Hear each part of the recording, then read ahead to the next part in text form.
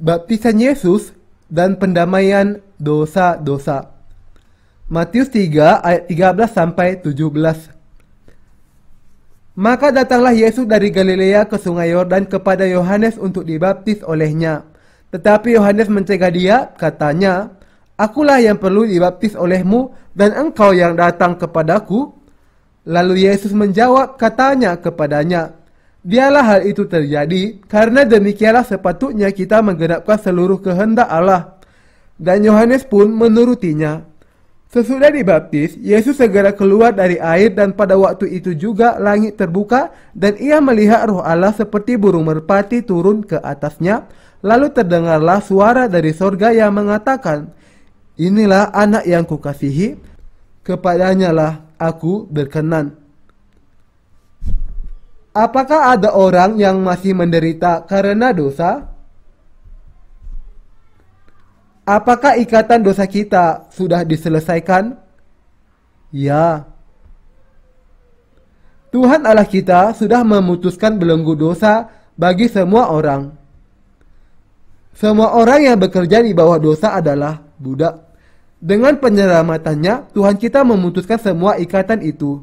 Dia menghapuskan segala dosa kita. Apakah ada orang yang masih menderita karena dosa? Kita harus mengerti perjuangan kita melawan dosa sudah berakhir. Kita tidak lagi akan menderita karena dosa.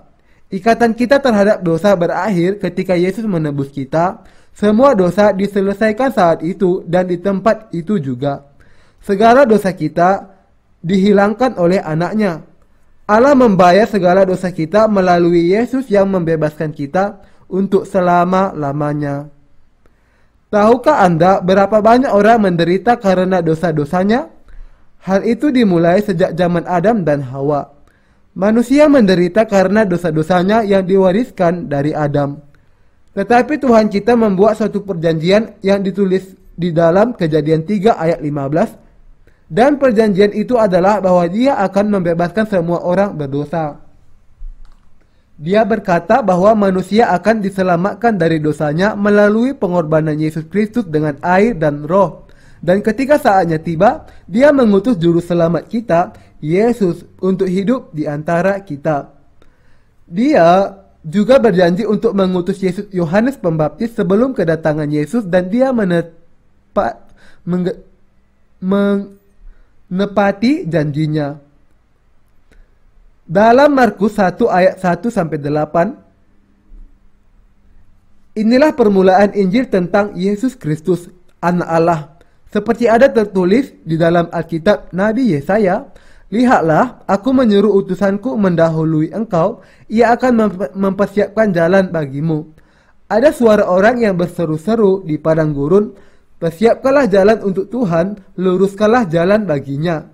Demikianlah Yohanes Pembaptis tampil di padang gurun dan menyerukan, "Bertobatlah dan berilah dirimu dibaptis, dan Allah akan mengampuni dosamu." Lalu datanglah kepadanya orang-orang dari seluruh daerah Yudea dan semua penduduk Yerusalem, dan sambil mengaku dosanya mereka dibaptis di Sungai Yordan. Yohanes memakai jubah bulu unta dan ikat pinggang kulit, dan makanannya belalang dan madu hutan. Inilah yang diberitakannya.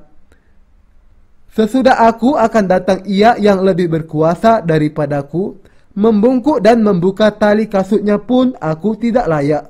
Aku membaptis kamu dengan air, tetapi Ia akan membaptis kamu dengan Roh Kudus. Saksi dan pendahulu Injil Yohanes Pembaptis. Siapakah Yohanes Pembaptis?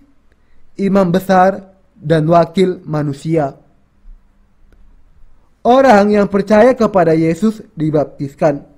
Baptisan berarti dicuci, dikubur, dibenamkan, diserahkan. Ketika Yesus dibaptiskan, kehendak Allah digenapi. Kebenaran adalah dikaio sune dalam bahasa Yunani yang berarti adil dan juga berarti paling tepat, paling layak. Dengan baptisannya, Yesus menjadi juru selamat dengan cara yang paling tepat dan layak. Oleh karena itu, orang yang percaya kepada Yesus menerima anugerah keselamatan dari Allah dengan percaya kepada baptisan dan salibnya, air dan roh. Di dalam perjanjian baru, Yohanes Pembaptis adalah imam besar terakhir dari perjanjian lama. Mari kita melihat Matius 11 ayat 10 sampai 11. Alkitab berkata bahwa Yohanes Pembaptis merupakan wakil manusia dan sebagai imam besar di dalam era perjanjian baru, dia menanggungkan segala dosa dunia kepada Yesus. Dengan demikian melaksanakan pelayanan imam besar di dalam perjanjian lama. Yesus memberi kesaksian mengenai Yohanes. Dia berkata di dalam Matius 11 ayat 13 sampai 14. Sebab semua nabi dan kitab Taurat bernubuat hingga tampilnya Yohanes. Dan jika kamu mau menerimanya, ialah Elia yang akan datang itu. Karena itu, Yohanes Pembaptis yang membaptiskan Yesus merupakan keturunan imam besar Harun dan imam besar terakhir. Alkitab juga menyaksikan bahwa Yohanes merupakan keturunan Harun dalam perjanjian lama. Lukas 1 ayat 5, 1 Tawarik pasal 24 ayat ke-10. Kalau begitu, mengapa Yohanes tinggal sendirian di padang gurun dengan memakai jubah bulu unta? Untuk mendapatkan posisi sebagai imam besar. Dan sebagai wakil manusia, Yohanes Pembaptis tidak dapat tinggal di antara orang banyak.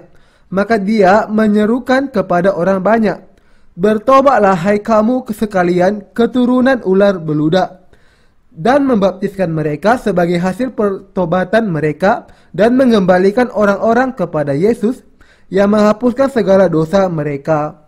Yohanes Pembaptis menanggungkan segala dosa dunia kepada Yesus bagi keselamatan kita. Dua jenis baptisan. Mengapa Yohanes Pembaptis membaptiskan orang-orang? Untuk membawa orang kepada pertobatan akan segala dosanya dan agar mereka percaya kepada baptisan Yesus untuk keselamatan. Yohanes Pembaptis membaptiskan orang-orang dan kemudian membaptiskan Yesus. Kelompok yang pertama adalah baptisan pertobatan yang memanggil orang yang berdosa kembali kepada Tuhan. Banyak orang yang mendengar firman Tuhan melalui Yohanes membuang berhala mereka dan kembali kepada Tuhan. Baptisan kedua adalah baptisan Yesus, baptisan yang menanggungkan segala dosa dunia kepada Yesus. Yohanes Pembaptis membaptiskan Yesus untuk menggenapkan seluruh kehendak Allah. Yesus dibaptis oleh Yohanes Pembaptis untuk menyelamatkan semua orang dari dosa-dosanya. Matius 3 ayat 15. Mengapa Yohanes harus membaptiskan Yesus? Untuk menghapuskan dosa-dosa di dunia. Tuhan harus membiarkan Yohanes menanggungkan segala dosa kepada Yesus, sehingga orang-orang yang percaya Yesus dapat diselamatkan. Yohanes Pembaptis adalah hamba Tuhan yang bekerja untuk menolong semua orang untuk dibasuh dari dosa-dosanya, dan dia adalah wakil manusia yang menyaksikan Injil keselamatan. Oleh karena itu, Yohanes harus tinggal sendiri di padang gurun. Pada masa Yohanes Pembaptis, semua orang Israel jahat dan hatinya penuh dengan kekejian. Allah berkata di dalam Perjanjian Lama, Maleakhi 4 ayat 5-6, "Sesungguhnya aku akan mengutus Nabi Elia kepadamu menjelang datangnya hari Tuhan yang besar dan dahsyat itu. Maka ia akan membuat hati bapa-bapa berbalik kepada anak-anaknya dan hati anak-anak kepada bapa-bapanya, supaya jangan aku datang memukul bumi sehingga musnah." Di mata Tuhan, semua orang Israel yang menyembah Yahweh buruk. Tidak ada seorang pun yang benar di hadapannya. Pemimpin agama di Bait Allah, misalnya imam-imam, para hakim, dan ahli-ahli Taurat, secara khusus dipenuhi dengan kekejian hatinya. Israel dan para imam tidak mempersembahkan korban sesuai dengan hukum Tuhan.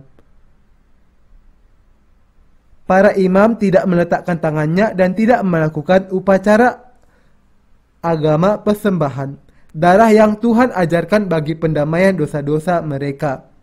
Tercatat bahwa para imam pada masa Maleakhi tidak melakukan korban, tidak meletakkan tangannya, dan tidak mempersembahkan darah dalam upacara agama. Karena itu, Yohanes Pembaptis tidak bisa tinggal di antara mereka. Maka Yohanes Pembaptis pergi ke padang gurun dan berseru.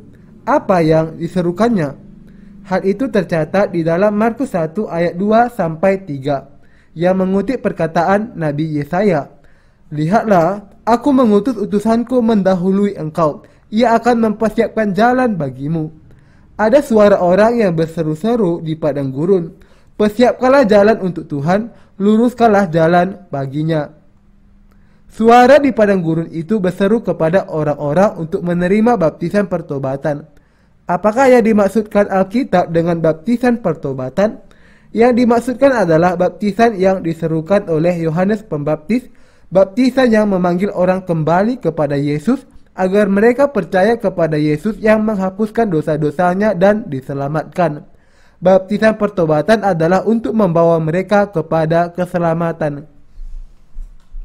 Bertobat dan dibaptiskan, dan Yesus akan dibaptiskan dengan cara yang sama untuk menanggung segala dosamu. Seruan Yohanes Pembaptis adalah bahwa Yesus akan menanggung segala dosa dunia dan akan dihakimi di kayu salib untuk menyelamatkan semua orang, sehingga mereka kembali kepada Allah. "Aku membaptis kamu dengan air, tetapi ia akan membaptis kamu dengan Roh Kudus."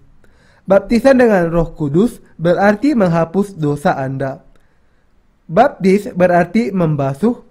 Baptisan Yesus di Sungai Yordan menunjukkan kepada kita bahwa Anak Allah dibaptiskan dan menanggung segala dosa kita untuk menyelamatkan kita. Oleh karena itu, kita dilepaskan dari dosa dan percaya kepadanya. Dia adalah anak domba yang menghapuskan dosa manusia. Dan inilah Injil keselamatan yang disaksikan oleh Yohanes Pembaptis. Pekerjaan imam besar untuk pendamaian bagi dosa. Siapakah yang mempersiapkan jalan keselamatan? Yohanes Pembaptis. Nabi Yesaya menubuatkan, "Tenangkanlah hati Yerusalem dan serukanlah kepadanya bahwa hambaannya sudah berakhir, bahwa kesalahannya telah diampuni, sebab ia telah menerima hukuman dari tangan Tuhan 2 kali lipat karena segala dosanya." Yesaya 40 ayat 2. Yesus Kristus menanggung dosa-dosa Anda dan saya dan semua orang tanpa kecuali. Dosa asal, dosa sekarang, dan dosa masa depan pun dihapuskan melalui baptisannya. Dia menyelamatkan kita semua. Kita harus mengetahui dan harus percaya bahwa Yohanes Pembaptis menanggungkan semua dosa manusia kepada Yesus melalui baptisan. Kita tidak boleh salah paham dan berpikir karena Tuhan adalah kasih, kita dapat masuk ke kerajaan surga hanya dengan percaya terhadap Yesus meskipun kita berdosa dalam hati kita. Agar bisa ditebus dari segala dosa kita harus percaya kepada baptisannya, di mana melalui baptisan itu Yohanes Pembaptis menanggungkan semua dosa dunia ini kepada Yesus dan kayu salib. Yohanes Pembaptis menanggungkan semua dosa manusia kepada Yesus dengan air. Hal pertama yang dilakukan Tuhan untuk menyelamatkan kita adalah dengan mengutus Yohanes ke dalam dunia ini. Utusan Tuhan, Yohanes Pembaptis disuruh sebagai duta Sang Raja yang menanggungkan semua dosa di dunia kepada Yesus melalui baptisan. Dan dia menjalankan pelayanan sebagai imam besar bagi seluruh manusia. Tuhan berkata bahwa dia mengutus Yohanes Pembaptis bagi kita. Aku mengutus utusanku mendahului engkau. Mendahului engkau berarti sebelum Yesus. Apa sebabnya Allah mengutus Yohanes sebelum kedatangan Yesus? Untuk meletakkan seluruh dosa dunia kepada Yesus, Anak Allah, melalui baptisan. Ia akan mempersiapkan jalan bagimu. Itulah maksudnya. Siapakah yang mempersiapkan jalan sehingga kita dapat diselamatkan dan masuk ke sorga? Yohanes Pembaptis. Engkau berarti Yesus, dan aku berarti Allah sendiri. Dengan demikian, ketika dia berkata, aku mengutus utusanku mendahului engkau, yang akan mempersiapkan jalan bagimu. Apakah artinya? Siapakah yang mempersiapkan jalan kita agar kita bisa masuk ke sorga? Yohanes Pembaptis menanggungkan segala dosa kita kepada Yesus, sehingga kita percaya bahwa Yesus menghapuskan semua dosa kita bagi kita. Pekerjaan Yohanes Pembaptis adalah menanggungkan dosa-dosa, membaptiskan Yesus Kristus. Orang yang memungkinkan kita agar percaya terhadap kenyataan itu dan diselamatkan ialah Yesus dan Yohanes. Keselamatan kita tergantung kepada apa? Hal itu tergantung kepada apakah kita mempercayai perbuatan Yesus, Anak Allah, atau tidak, dan mempercayai kenyataan bahwa utusan Tuhan sudah menanggungkan segala dosa di dunia kepadanya.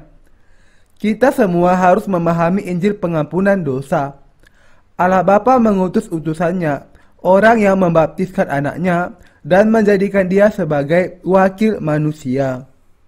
Dengan demikian, dia menyempurnakan karya keselamatan bagi kita.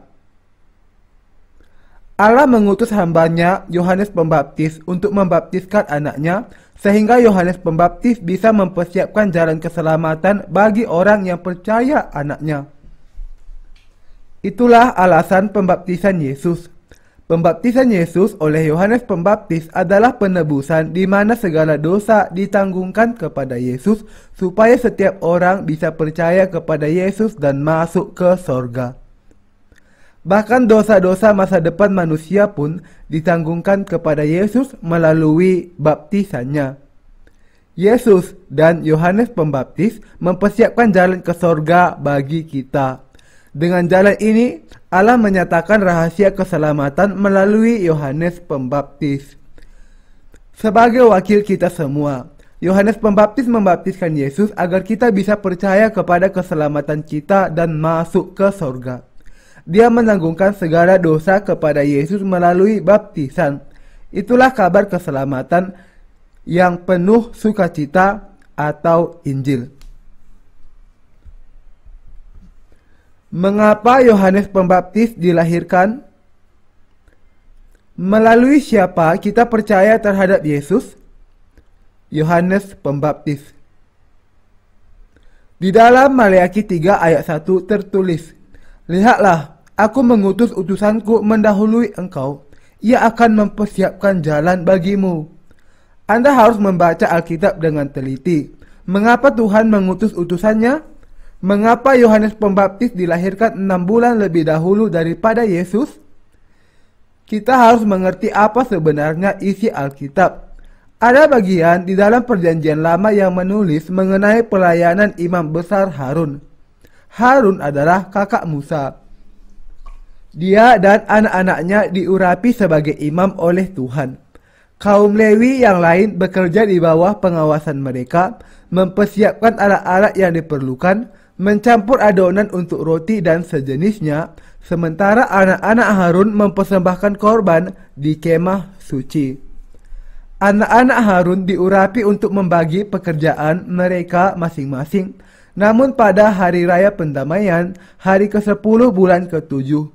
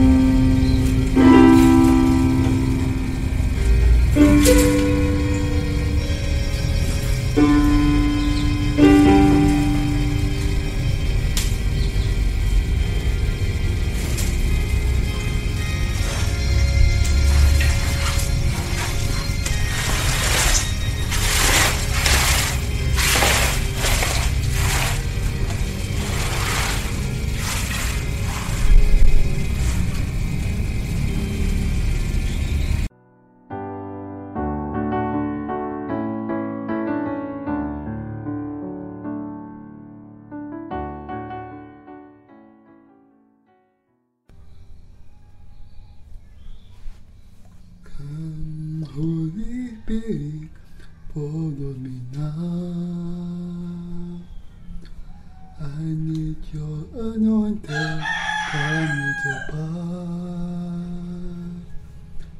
I love you, Holy Spirit, you captivate my soul. And every day I go to love you more. Come, Holy Spirit, follow me now. I need your anointed, come with your power. I love you, Holy Spirit, you captivate my soul. And every day I go to love you more. I'm reaching out for your heart, you hold my life in your hand. Draw me closer to you, your anointed make me renew. Nothing compared to the place where I can see you face to face. Anoint me in spirit and in truth. Oh, come Holy Spirit, come Holy Spirit, follow me now. I need your anointing, come with your power. I love you, Holy Spirit, you captivate my soul. And every day I go to love you more. Come, Holy Spirit, follow me now. I need your anointing, come with your power. I love you, Holy Spirit, You captivate my soul, and every day I grow to love you more. I'm reaching out for your heart. You hold my life in your hand. Draw me closer to you. You're not that make me in you. Nothing compared to this place where I can see you face to face. Anoint me in spirit and truth. I need the power of your heart. You hold my life in your hand. Draw me closer to you. You're not that made in you. Nothing compared to the bed where I can see you face to face. Anoint me in spirit and truth. Oh, I'm reaching out for your heart. You hold my life in your hand. Draw me closer to you. You're not that make me in you. Nothing compared to the place where I can see you face to face. Anoint me in spirit and truth. I'm reaching up for your heart. You hold my life in your hand. Draw me closer to you. You're not the made in you. Nothing compared to the place where I can see you face to face. Anoint me in spirit and truth. Anoint me in spirit and in truth.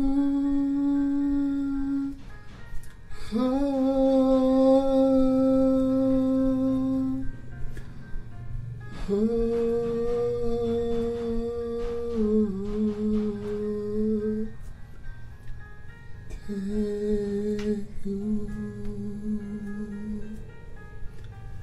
thank you, Lord. We are so grateful. We give thanks to you for your love. We praise you, Lord. We worship you.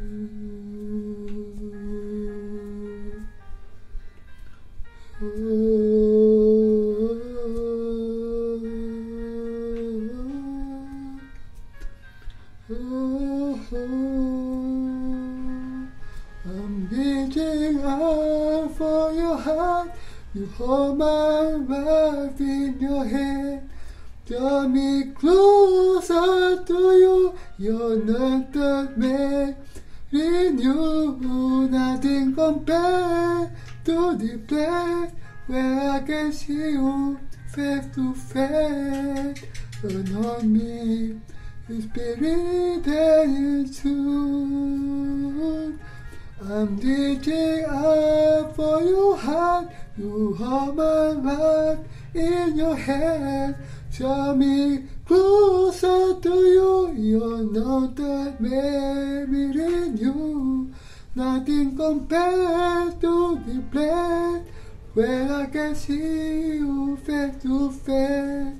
Anoint me in spirit and truth. Oh,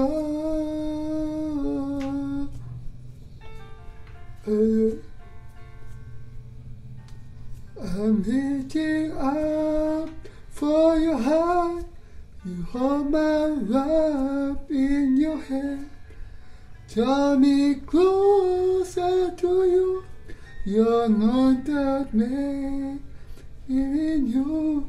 Nothing compared to this place where I can see you face to face. You know me, in spirit and in truth. You know me.